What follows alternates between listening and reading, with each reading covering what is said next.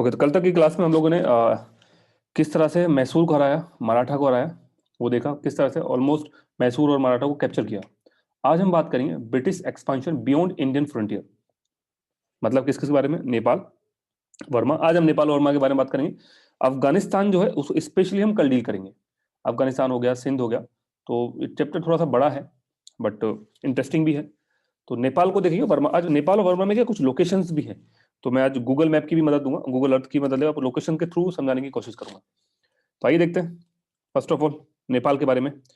तो नेपाल, वर्मा या अफगानिस्तान, ये सब में जो भी एक्सपांशन हो रहा है, इसके पीछे के रीजंस क्या है? मतलब ये सबका कंबाइंड है, सबके लिए नहीं, नेपाल के लिए भी, वर्मा के लिए, तीनों जगह के लिए रीजंस कॉमन है। तो अगर किसी के लिए आता है एग्जाम में, आप ये रीजन सब में कोड कर सकते हैं।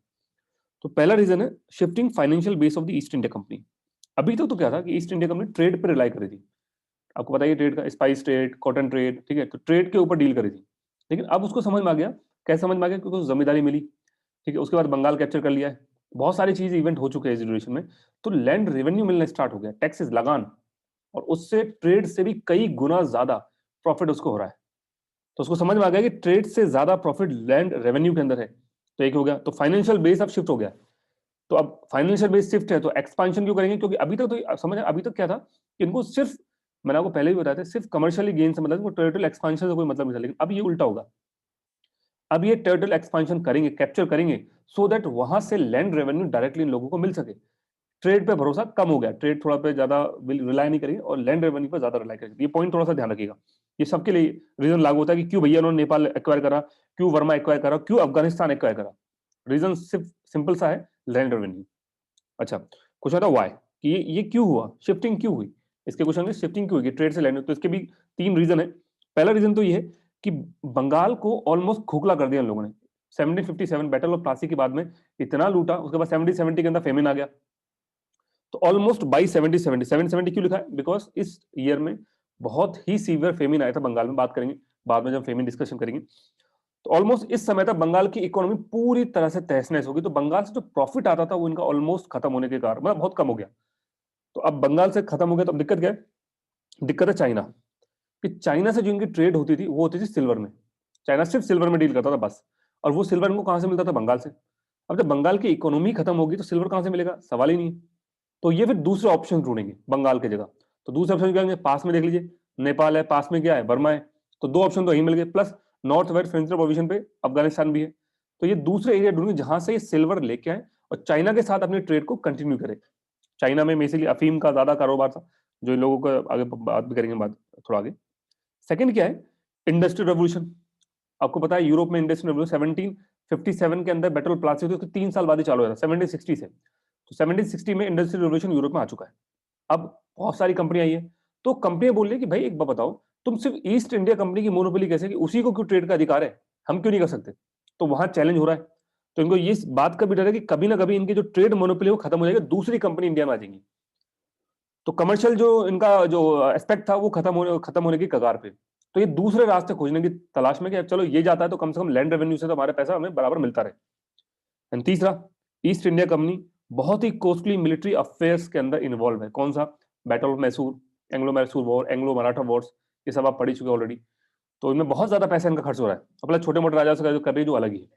इस वजह से इनको और ज्यादा पैसे की रिक्वायरमेंट है। वो केवल और केवल ट्रेड से नहीं आ सकता, उसके लिए आपको दूसरी टेरिटरी को कैप्चर करना पड़ेगा, वहां से लैंड रेवेन्यू, लगान आपको जनरेट करना पड़ेगा। तो ये रीजन था पहला, first, shifting financial base of the east India company. उसके अंदर मैंने आपको 3 पॉइंट समझा दिए। अब आइए दूसरा, need to obtain spices from South East Asia from trade. अब दिक्कत क्या है? टू ट्रेड विद चाइना, अगर चाइना से ट्रेड करना तो सिल्वर चाहिए, बट बंगाल की ट्रेड ही तो डिक्लाइन हो चुकी है। इसका मतलब है ये जो एरो बना है इसका मतलब डिक्लाइन, कम होना। तो बंगाल की जो ट्रेजरी है वो तो ऑलमोस्ट खत्म हो गई। सिल्वर कहां से मिलेंगे भाई? तो नाउ व्हाट, मतलब कहां से लाओगे सिल्वर? तो इसमें ऑप्शन है कि ओपीएम जो होता है, जिसको हम अफीम बोलते हैं, from Malwa region, Central Asia से, सेंट्रल इंडिया से, और दूसरा costly spices from South West Asia से। तो अगर आप ये चीज का जुगाड़ कर लो तो मे भी सिल्वर का एक ऑप्शन आपको मिल सकता है। भाई चाइना को अगर सिल्वर नहीं दे सकते तो आप ओपीएम ले सकते हो, और कॉस्टली स्पाइसेस जो है, महंगी स्पाइसेस के बदले में चाइना से आप ट्रेड कर सकते हो सिल्वर की जगह पर। तो इसके लिए इसको साउथ ईस्ट एशिया, म्यांमार जो है हमारा वर्मा, ये कैप्चर करने से बड़ा फायदा होगा। तो इसलिए इनका एक्सपांशन भी इसके आगे जाएगा। तो थोड़ा सा एक ये रीजन समझिए, प्लस ओपीएम जो है आपको पता है जो मालवा रीजन प्लस अफगानिस्तान भी, हमने गोल्डन में आपको क्रिसेंट जो बताया था, गोल्डन क्रिसेंट मैप के ऊपर, तो उसमें हम देखा होगा पाकिस्तान अफगानिस्तान का जो पूरा एरिया है, एक्चुअली दिखा देता हूं आपको, मैप मेरे पास पड़ा हुआ है, 2 मिनट की रिकॉर्डिंग में। ये देखिए एशिया, एक सेकंड, ये क्या हो गया, ओके, ये देखिए Asia's 2 principal area of the electric opium production. तो ओपियम जो है अफीम एशिया के अंदर कहा होता है, उसके 2 चीजें, एक तो है गोल्डन क्रिसेंट, एक है गोल्डन ट्रायंगल। तो क्रिसेंट तो ये बनता है चांद जैसा होता है, आधा दोनों चांद, ये गोल्डन क्रिसेंट, ये किसको मिलाकर बनता है, ईरान, अफगानिस्तान और पाकिस्तान। वेयर एज जो गोल्डन ट्रायंगल है वो ये कंट्रीज, ये वाला कौन कौन सा, म्यांमार, थाईलैंड, लाओस, वियतनाम।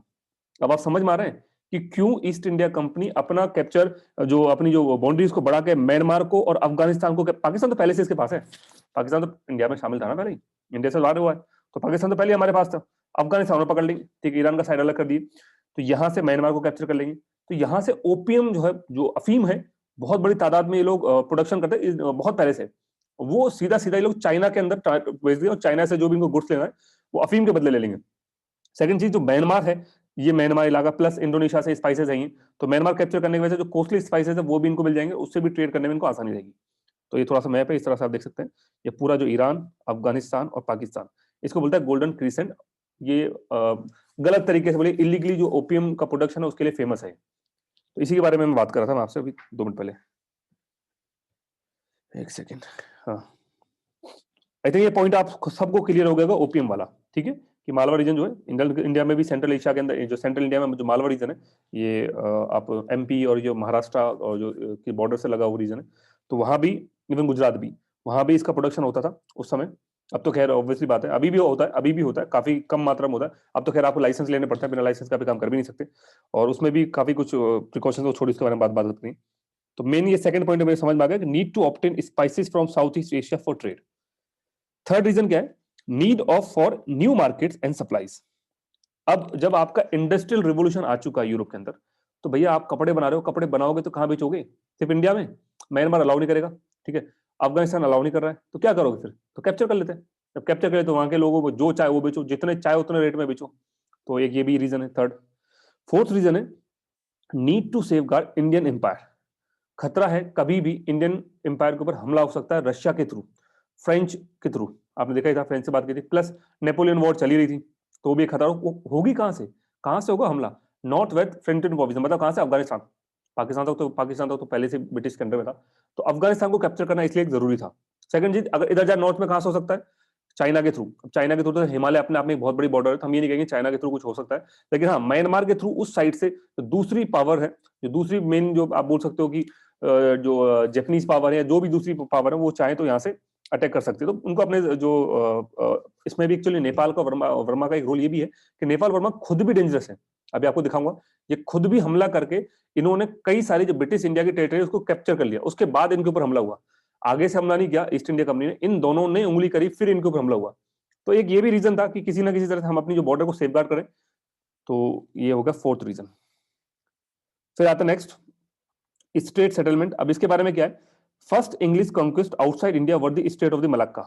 अब आपको पता है स्टेट ऑफ मलक्का के बारे में, डच के साथ जो हुआ था स्टार्टिंग के अंदर, ठीक है, state of Malacca comprised of ports of the Penang and Malacca and Singapore 1824 में, ये स्टार्टिंग में बात हो चुकी है, उसके बाद दोबारा से ये चीज हुई है। खैर इसमें ज्यादा नहीं जाना, ये सिर्फ आपका वो होता है ना, छोटा सा जीके टाइप का क्वेश्चन है कि स्टेट सेटलमेंट क्या है, state of Malacca, state of Malacca किससे मिलकर बना, ये बस। तो ये ऐसा आ सकता है कि फर्स्ट इंग्लिश कॉन्क्विस्ट क्या था इंडिया के बाद, तो आपका जवाब होगा स्टेट ऑफ मलक्का। थोड़ा जीके टाइप का क्वेश्चन है। आइए अब जरा वॉर पे आते हैं, एंग्लो नेपाल वॉर पे आते हैं। तो पहले तो बात करें नेपाल है क्या, कि नेपाल वो एम्पायर है जिसको बिल्ड किया है Prithvi Narayan Singh and his descendant. तो ये छोटा सा जीके टाइप का क्वेश्चन होगा कि नेपाल को किसने बिल्ड किया था, पृथ्वी नारायण सिंह। नेक्स्ट बैकग्राउंड में चलते हैं, 1768। अभी 1768 कौन सा साल है, जब बैटल ऑफ प्लासी हो चुकी है, बैटल ऑफ बक्सर भी हो चुकी है, क्लाइव के सेटलमेंट भी हो चुके हैं, फर्स्ट ट्रीटी ऑफ इलाहाबाद और सेकंड ट्रीटी ऑफ इलाहाबाद। तो ऑलमोस्ट ये समझिए कि इंडिया पे तो अभी फिलहाल कोई खतरा नहीं है। इस ड्यूरेशन में उस साइड में क्या हो रहा है, नेपाल साइड में जो गोरखाज हैं, उन्होंने कंट्रोल अपने हाथ में ले लिया कमांडो का, जो काठमांडू का, कहां से, रंजीत मल्ला, जो बडगांव बेसिकली रंजीत मल्ला जो डायनेस्टी है उसको खत्म करके जो जो काठमांडू की कमांड है वो तख्ता पलट हो गया, वह गोरखाज आ गए, ठीक है, गोरखाज ने अपने कंट्रोल में ले लिया है। But their expansion in north block by the Chinese. अब ये आ तो चुके हैं और ये बढ़ना चाह रहे हैं। अब नॉर्थ में जाने से चाइना बहुत पावरफुल है, तो उधर तो इनकी हिम्मत नहीं हुई जाने की, ठीक है, प्लस हिमालय का ट्रेन इनको सपोर्ट नहीं करा, जो हिमालय का ट्रेन है वो इस तरह का नहीं है कि वहाँ इजीली आप अपनी आर्मी को ले जा सको। बहुत आपने देखा होगा पूरा का पूरा बहुत मुश्किल है। अगर मैं आपको थोड़ा सा गूगल मैप पे दिखा दूं, बाद में दिखाऊंगा, अभी आऊंगा यहाँ पे दिखा दूंगा सब। तो इनको क्या लगा कि चलो हमने नेपाल तो जीत लिया, आप उधर नहीं जा सकते तो नीचे चलते हैं। तो ये लोग नीचे आना स्टार्ट, मतलब इंडिया के टेरिटरी पे, जो ब्रिटिश इंडिया टेरिटरी, उसको एक्वायर करना स्टार्ट कर देंगे। तो पहले स्टार्ट करेंगे ये लोग कहाँ से, तराई और भुटवल से स्टार्ट करेंगे। तो अभी उसमें बात करता हूँ। तो push toward the frontier of the Bengal है ना, जो इनसे सटी हुई बॉर्डर थी बंगाल अवध। बंगाल उस समय पूरा बंगाल होता था, पूरा नॉर्थ ईस्ट और बांग्लादेश पूरा मिला के बंगाल होता था। तो नेपाल से सटी हुई बॉर्डर है, प्लस अवध जो आज के टाइम में हमारे उत्तर प्रदेश वगैरह है, ठीक है, उत्तराखंड वगैरह जो थोड़ा सा बॉर्डर टच होता है। तो यहां उन्होंने धीरे धीरे टेरिटरी कैप्चर करना स्टार्ट किया। नेपाल ने आगे से स्टार्टिंग किया। 1801 में विलेस्ली फोर्स करता है इनको सब्सिडी अलायंस सिस्टम साइन करने के लिए।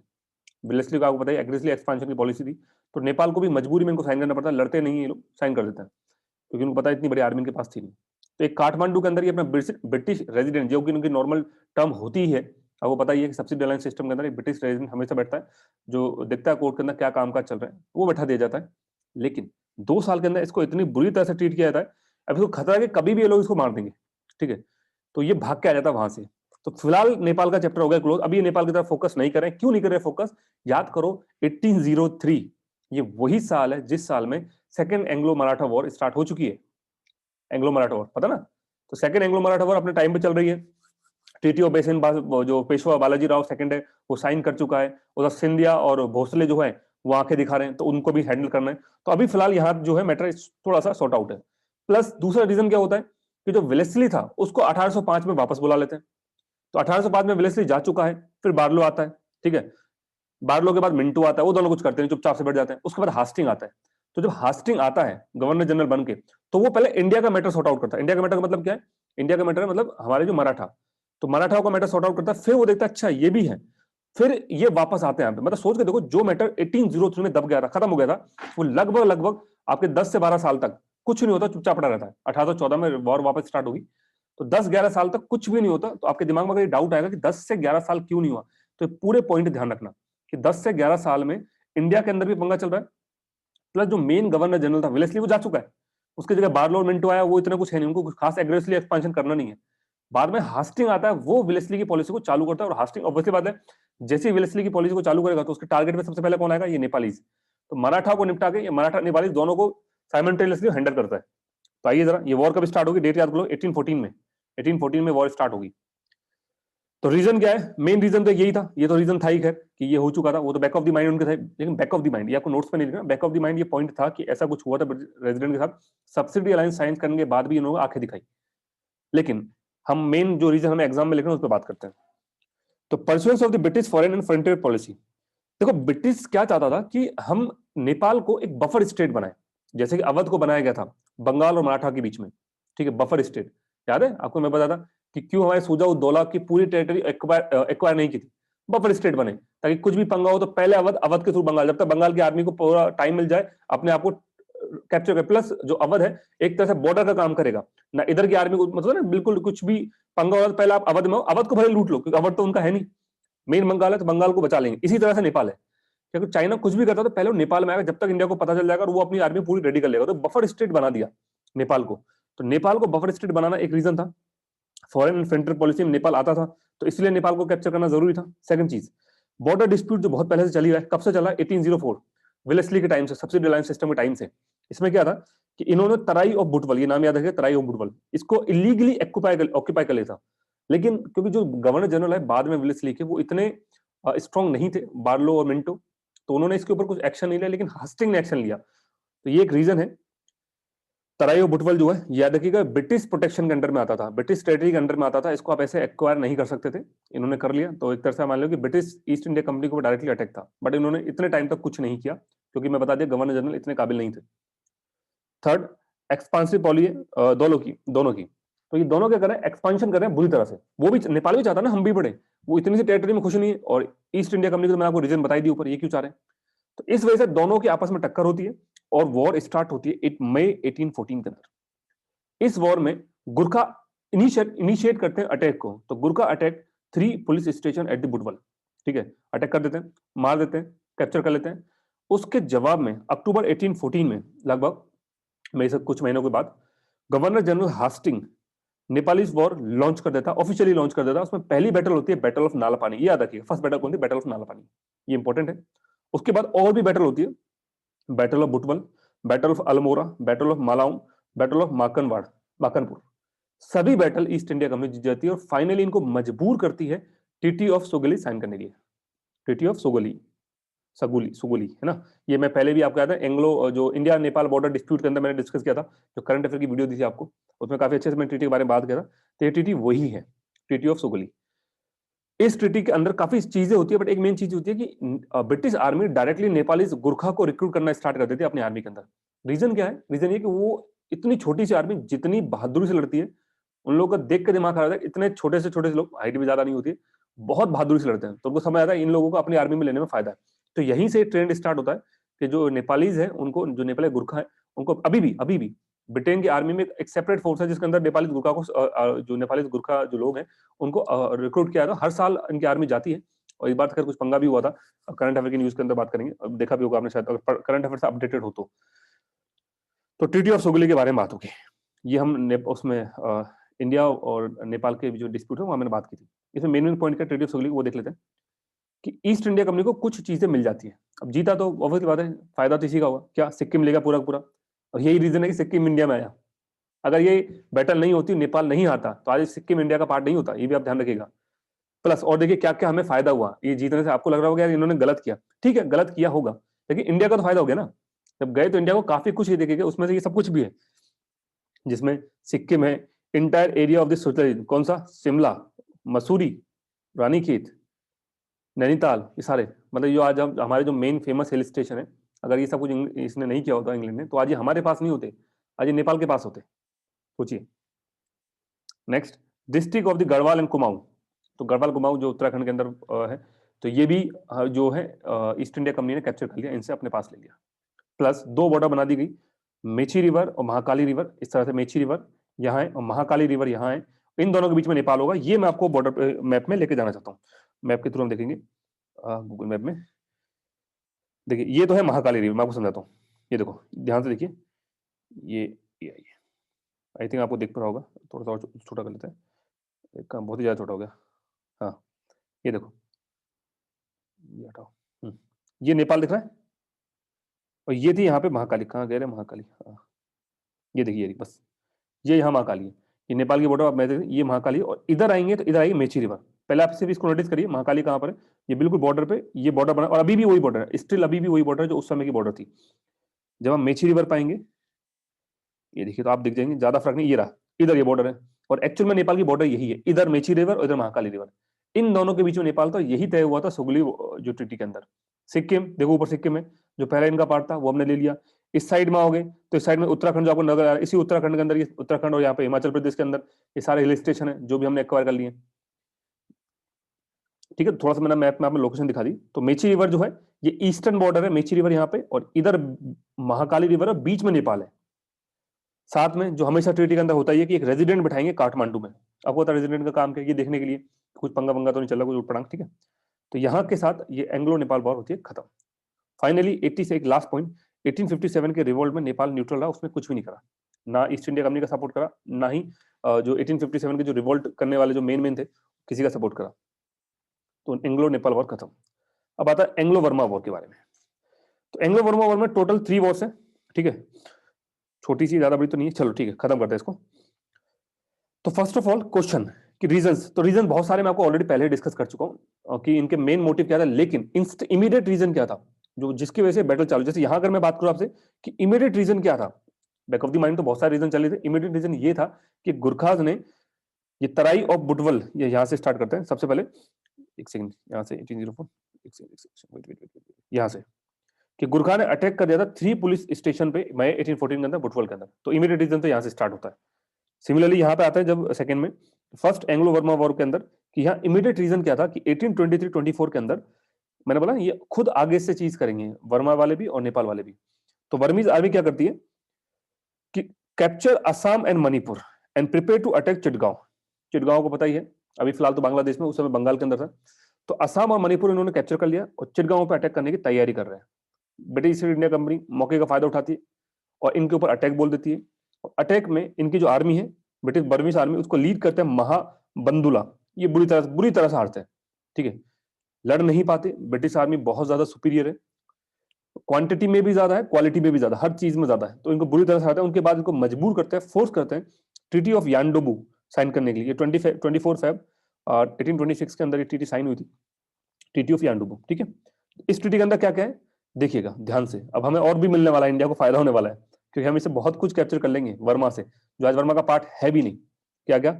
असम, मणिपुर, दक्षिण असम अलग ही वापस, जब ये बर्मा इंडिया से अलग हुआ, मतलब बर्मा जब ब्रिटिश टेरिटरी से अलग हुआ, तो ये चीजें वापस से उनके पास चली गई। तो दक्षिण फिलहाल ये म्यांमार का पार्ट है। Tenasserim coast south of the Salween river, इसको म्यांमार में बोलेंगे, ये म्यांमार का पार्ट है, तंसीम कोस्ट, ठीक है। कच्छर ये असम के अंदर डिस्ट्रिक्ट है, और जैंथिया ये भी मेघालय के अंदर है। मैं आपको थोड़ा सा दिखा देता हूँ गूगल मैप में, आप थोड़ा सा ज्यादा अच्छे से क्लियर होगी आपकी जो चीज मैं बताना चाह रहा हूँ, ठीक है। तो देखिए एक एक करके दिखाते हैं। सबसे पहले दिखाते हैं आपको कच्छर। ये कच्छर कहाँ पर है? कच्छर है, मैं सही प्रोनाउंस कर रहा हूँ, ये देखिए ये कच्छर है, या देख सकते हैं ये डिस्ट्रिक्ट है असम के अंदर, ठीक है। ये रहा कच्छर। सेकंड जेनेथिया हिल्स दिखा देता हूँ, तो जेनेथिया हिल्स ये रही, मैं पहले सर्च करके बैठा हूँ, ये रहे, ये देख लीजिए जेनेथिया, ये कहाँ पर है? मेघालय के अंदर है। इस तरह से पूरा कैप्चर, तो ये भी हम लोग म्यांमार से ले लेते हैं, और साथ में क्या है, ठीक है। चलो अभी तो फिलहाल मैं ये सर्च करके, और आप देख लीजिए इस तरह गूगल मैप अपने अर्थ पे डाउनलोड करके, तो ये सारी जो टेरिटरी है ये British east India company capture कर लेती है इनसे। सेकंड इनको बोलते हैं कि भैया तुमने जो लड़ाई करी उससे हमारा नुकसान हुआ, अब उसके लिए तुमको 1 मिलियन पाउंड स्टर्लिंग देना पड़ेगा। ये बोलते हैं भाई हमारे पास इतना पैसा नहीं, चल कोई बात नहीं, इंस्टॉलमेंट में दे दो। कोई वाले आजकल अन्य कंट्री वाले भी कर रहे हैं, देखे होगा आपने, कि पैसा नहीं है तो इंस्टॉलमेंट में दे दो। अच्छी चीज भी है, बहुत सारे कोचिंग इंस्टीट्यूट में करना स्टार्ट कर दिया पढ़ाने के हिसाब से, कि पैसा नहीं है तो 800 600 700 रुपए मंथली बेसिस पर, और ये बहुत अच्छी चीज है, ठीक है। इतना पैसा लोगों के पास होता नहीं है, वरना दिल्ली में जाइए 2.5-3 लाख रुपए एक साथ में ले लेते हैं। कई सारे लोग हमारे बीच में हैं जिनको पता है, जो 2.5 लाख रुपए देके बैठे हुए उनको पता है कि वहां कोई इंस्टॉलमेंट नहीं होती। चलो नेक्स्ट है allow for exchange of the diplomatic representative, वही आपस में इंटरचेंज करेंगे, यहाँ तुम रहा रिप्रेजेंटेटिव वाला। और कमर्शियल ट्रीटी एक ड्यू कोर्स में साइन कर देंगे, बाद में उस कमर्शियल ट्रीटी के टर्म्स एंड डिसाइड कर, फिलहाल एक ट्रीटी साइन कर दिया, बाद में देखेंगे आपसे क्या खरीदना क्या बेचना है। तो ये तो थी फर्स्ट एंग्लो वर्मा वार, चैप्टर क्लोज हो गया, काफी हद तक कैप्चर कर लिया। अब आता है सेकंड एंग्लो वर्मा वॉर के बारे में, 1852-53 में होती है। अब इसके क्या रीजन है? इसका रीजन ये है कि जो ब्रिटिश रेजिडेंट बैठाया हुआ था Verma, first Anglo Verma war के, उसको बहुत बुरी तरह से लोग ट्रीट करते हैं। दोबारा से काफी टाइम मिल गया दोबारा से रीगेन करने के लिए, तो दोबारा से अपनी पावर को रीगेन कर लेते हैं, और दोबारा से पूरे प्लानिंग में है कि दोबारा अटैक करें। तो जो इल ट्रीटमेंट है उसकी वजह से ये छोड़ के आया था वापस 1839 में। लेकिन मैंने अगेन बोला कि कोई भी गवर्नर जनरल इतना पावरफुल नहीं था अभी जो दोबारा इनको अटैक करे, मतलब करना नहीं चाह रहे। उसके लिए वेलेस्ली जैसा कोई चाहिए, हास्टिंग जैसा कोई चाहिए, या फिर डलहौजी जैसा कोई चाहिए। डलहौजी आएगा, अभी आया नहीं है। ये सब हम गवर्नर जनरल में बात करेंगे। प्लस वर्मा एक बहुत ही बड़ा सप्लायर बन के पैदा हो रहा था टिम्बर के लिए। अब आपको पता है टिम्बर का इस्तेमाल कितनी जगह कर सकते हैं, मैं बैटल ऑफ प्लासी के टाइम में आपको बता चुका हूँ, ठीक है। और स्टार्टिंग जो पानीपत्थर बैटल, पानीपत का जो रीजन बताया था मैंने बताया टिम्बर का इस्तेमाल कितनी जगह होता है। तो टिम्बर का इस्तेमाल वॉर में बहुत जगह इस्तेमाल होता है, शिप बिल्डिंग में इस्तेमाल होता है, ठीक है, कई सारी चीजों में यूज होता है। तो टिम्बर का एक बहुत बड़ा सप्लायर बन के उभर रहा था। सेकंड चीज, इसमें टिन, पेपर और आइवरी भी, आइवरी जो हाथी दांत होता है, ठीक है, उनके लिए भी काफी अच्छा, यहाँ पे आप समझ सकते हैं कि एक एक्सपोर्टर बन के रेडी हो रहा था। तो एक ये चीज भी बैक ऑफ द माइंड चल रही थी। प्लस एक है delta of the Irrawaddy river, ये मैं आपको दिखाता हूँ, ये मैंने गूगल में अर्थ पर सर्च किया हुआ है, एक सेकंड। ये देखिए इरावाडी रिवर है म्यांमार के अंदर, ये रही यहाँ पे। तो ये है इरावाडी रिवर, यहाँ फ्लो होती है, और ये पास में देखेंगे आप, ये मणिपुर लिखा हुआ, त्रिपुरा लिखा हुआ, बांग्लादेश, नागालैंड, ये एक्चुअल में उस समय बंगाल था। तो यहाँ से डायरेक्टली ये पूरा इलाका, चावल बहुत अच्छा हुआ था, चावल यहाँ का बहुत क्वालिटी का होता था, तो यहाँ का जो भी चावल था वो डायरेक्टली सप्लाई होता था बंगाल में, और उसके से ये लोग जो है अपना रेवेन्यू जनरेट करते थे। तो अब अगर ईस्ट इंडिया कंपनी इस पूरे इलाके को कैप्चर कर लेगी, तो यहाँ का सारा चावल का जो एक्सपोर्ट है वो पूरा इनके अंडर में आ जाएगा, तो पूरा रेवेन्यू डायरेक्टली वो ऑब्टेन करेंगे। तो ये एक अच्छा पॉइंट है कि delta of the Irrawaddy river has also emerge as a supply of the rice to the Bengal. ये सारे पॉइंट हैं, रीजंस हैं, लड़ाई के लिए बहुत बड़े रीजंस हैं। बैक ऑफ द, और मैंने आपको मेन रीजन बताए रखें कि इनको वैसे भी फाइनेंस की जरूरत पड़ी थी। 1857 में वैसे ईस्ट इंडिया कंपनी की मोनोपोली खत्म कर देगी, और ईस्ट इंडिया कंपनी की जगह क्राउन वैसे ही पूरा आ ही जाएगा यहाँ पे। अब आते हैं 1852-53 में लॉर्ड डलहौजी जी। अब ये डलहौजी आके ऑलमोस्ट विलेस्ली वाली पॉलिसी स्टार्ट कर देते हैं। वॉर स्टार्ट हो गई, वॉर छेड़ देते हैं, ठीक है, इनके खिलाफ। रंगून कैप्चर कर लेते हैं, पेगू जिसको लोअर वर्मा बोलते हैं, ठीक है, वो भी कैप्चर कर लेते हैं। साथ में बे ऑफ द बंगाल पे पूरा कंट्रोल जमा लेते हैं। बे ऑफ द बंगाल पता है, नीचे जो इस साइड में आप देखोगे मैप में, ये पूरा जो इलाका बे ऑफ द बंगाल, ये पूरा नीचे दिख रहा है आपको, कोलकाता, वेस्ट बंगाल से, ये पूरा इलाका जो है, मैं इसमें एक्चुअली पेंसिल से मार्क नहीं कर पा रहा हूँ क्योंकि इस तरह से, तो मैं थोड़ा स्क्रीनशॉट लेकर बताऊँ, आप दिखा, अब मार्क कर देता हूँ, ठीक है, हो जाएगा। ये वाला इलाका, ये पूरा, ये तो इस पूरे इलाके पे ये बे ऑफ द बंगाल, ठीक है, इस पूरे इलाके पे जो हमारे भाई साहब डलहौजी जी हैं वो अपना कंट्रोल जमा लेते हैं पूरी तरह से, ठीक है। चलो आइए नेक्स्ट, तो ये हो गया। सेकंड, जो बर्मा के किंग है मिंडोन मिन, उनको फोर्स किया जाता है कि आप अपने कैपिटल को पेगू, क्योंकि पेगू तो कैप्चर कर लिया उन्होंने, तो वो क्या करते हैं अपनी कैपिटल शिफ्ट करके बोल देते हैं मंडाले। ये प्रीलिम्स हिसाब से इंपॉर्टेंट पॉइंट है कि वर्मिस किंग मिंडोन मिन, ये नाम भी इंपॉर्टेंट है, ने अपनी कैपिटल कहां से शिफ्ट करके कहां करी, पेगू से करी मंडले, क्योंकि पेगू ये कैप्चर कर चुका है लॉर्ड डलहौजी। हालांकि इस इवेंट का बहुत ज्यादा क्रिटिसिज्म हुआ था ब्रिटेन में, क्योंकि वो लगा इसकी कोई जरूरत नहीं है एक्सपेंशन करने की, डलहौजी के लिए काफी क्रिटिसाइज किया गया था इस इवेंट को, लेकिन कोई बात नहीं, क्रिटिसाइज करते हैं तो वही वाली बात होगी। जैसे कई बार आपने देखा भी है कि बीजेपी गवर्नमेंट कई सारी चीजों का जो लोग लोअर लेवल पर करते रहते हैं तो अपोज करते हैं, बट अंदर से तो पीठ थपथपाते हैं। सेम वो चीजें चलती है हर गवर्नमेंट, बीजेपी हर गवर्नमेंट का काम यही है, ठीक है। नेक्स्ट आते हैं थर्ड एंग्लो बर्मीज वार, ये 1885 में होती है लास्ट, और इसके साथ पूरा ही वर्मा कैप्चर कर लेंगे लोग। अभी तक तो ऑलमोस्ट 50% तो कैप्चर कर ही चुके हैं, तो थोड़ा बहुत बच रहा है उसको भी ये ले लेंगे। रीजन क्या है इसका? रीजन है किंग थिबाम मिन। पहले किंग कौन था? मिंडोन मिन, ये इसी का सक्सेसर है थिबाम, थिबोम मिन, ठीक है। अब ये क्या करता है, फ्रेंच के साथ दोस्ती बढ़ाता है और कोशिश करता है कि मैं अपनी जो टेरिटरी उन्होंने ले ली थी उसको वापस से कैप्चर कर लूं। फ्रेंच के साथ फ्रेंडशिप बनाने की कोशिश कर रहा है। तो 1885 के अंदर वॉर स्टार्ट हो जाती है। अपर वर्मा जो बचा कुचा भी था वो पूरा का पूरा अनेक्स कर लिया जाता है और वर्मा को इंडिया का एक प्रोविंस बना दिया जाता है। और 1937 में ऑलमोस्ट वर्मा को सेपरेट कॉलोनी बना के छोड़ देते हैं, जो खुद ब खुद गवर्न करते हैं। Burma was govern as a separate colony, तो अलग तरीके से इंडियन से अलग कर देते हैं। आपको क्वेश्चन आएगा ना, जब इंडिया में मिल गई तो अलग कैसे हुआ? 1937 में इसको एक सेपरेट कॉलोनी बना देते हैं, ठीक है। तो इस तरह से ये वर्मा इंडिया में शामिल हुआ, पूरा वर्मा कैप्चर करा, एंड फाइनली इस वर्मा को एक अलग कॉलोनी या बोलिए एक अलग कंट्री का दर्जा मिल जाएगा जब इंडिया इंडिपेंडेंस होगी तब। तो 1937 में एक सेपरेट कॉलोनी था, इसको अलग से गवर्न किया था, इंडिया के साथ गवर्न, इसका पूरा बजट अलग होता है, सब कुछ इसका अलग होता है। तो इसी के साथ वर्मा का था पूरा कैप्चर हो चुका है वर्मा। बताइए यहाँ तक एकदम क्लियर है?